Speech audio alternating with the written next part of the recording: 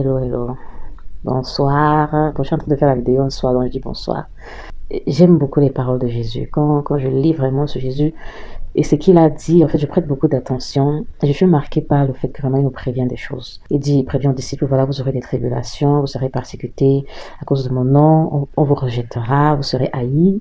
Il prévient bien les disciples que vraiment, je vous envoie comme des agneaux au milieu des loups. Soyez simples comme des colombes, prudents comme des serpents. En fait, il prévient les disciples des difficultés qu'ils vont vivre, des tribulations qu'ils auront à cause du fait qu'ils ont choisi de le suivre, et en les rassurant aussi qu'il est là, qu'il les protégera, qu'il sera à leur côté, qu'il a vaincu le monde et tout. Et pour moi, je trouve ça vraiment très extraordinaire, en fait. C'est un peu comme des choses, justement, qui ne vont pas les surprendre. Ça ne va pas les surprendre parce que Jésus les a déjà prévenus. Il leur a donné l'attitude à avoir. Et il leur a dit aussi que non, en fait, sachez que je suis de vous, vous n'êtes pas seuls.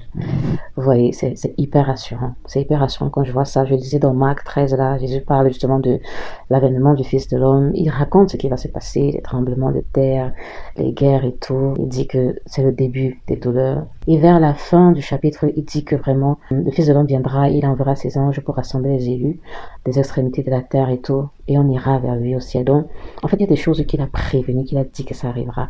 Et je trouve ça tellement marquant parce que ça permet qu'on n'est pas surpris par les événements, on n'est pas choqué. Et avec aussi ces paroles rassurantes de la fin heureuse, on a une espérance qui est forte. Et quand je vois ça, je me dis, mais moi, j'aurais aussi tellement aimé, en fait, qu'on m'ait éduqué à la vie comme ça, là. Parce que la vie aussi n'est pas facile. Vous savez, la vie est difficile. La vie, parfois, ça, c'est haut et c'est bas. Et tout le monde a la même vie. On a tous les mêmes situations, les difficultés. Toujours aimé qu'on m'ait dit que ma fille, la vie est comme ça. Tout le monde n'est pas gentil. Tout le monde n'est pas aimant. Tout le monde ne va pas t'aimer. Parce que voilà, on a souvent cette, en fait, moi, j'avais cette petite bulle là dans ma tête que voilà, tous les hommes sont gentils, tout le monde va m'aimer, machin, machin. Donc, du coup, quand on te rejette un peu, quand tu vis du mépris, des trucs bizarres, en fait, tu es choqué, en fait. Tu te dis, donc ça fait que tu es davantage déçu et tout. Et pourtant, c'est la réalité de la vie, c'est la réalité de la vie, c'est des choses qu'on vit tous les jours. L'homme n'est pas parfait, l'homme a une nature déchue et il faut justement être préparé à ça. Ah là là, mais en voyant en fait tous les paroles de Jésus là, je me dis j'aurais aimé quand même qu'on m'ait éduqué à la vie, à la difficulté de la vie, des rapports humains, des relations. Ça c'est quelque chose, hein. En tout cas, pour moi c'est juste pour vous encourager de voir que voilà, Dieu nous a vraiment prévenu de beaucoup de choses et c'est vraiment son amour pour nous. Il y a des choses vraiment qui ne doivent plus nous surprendre. Accrochons-nous à sa parole et aussi à toutes les paroles qu'il dit pour nous rassurer de sa présence.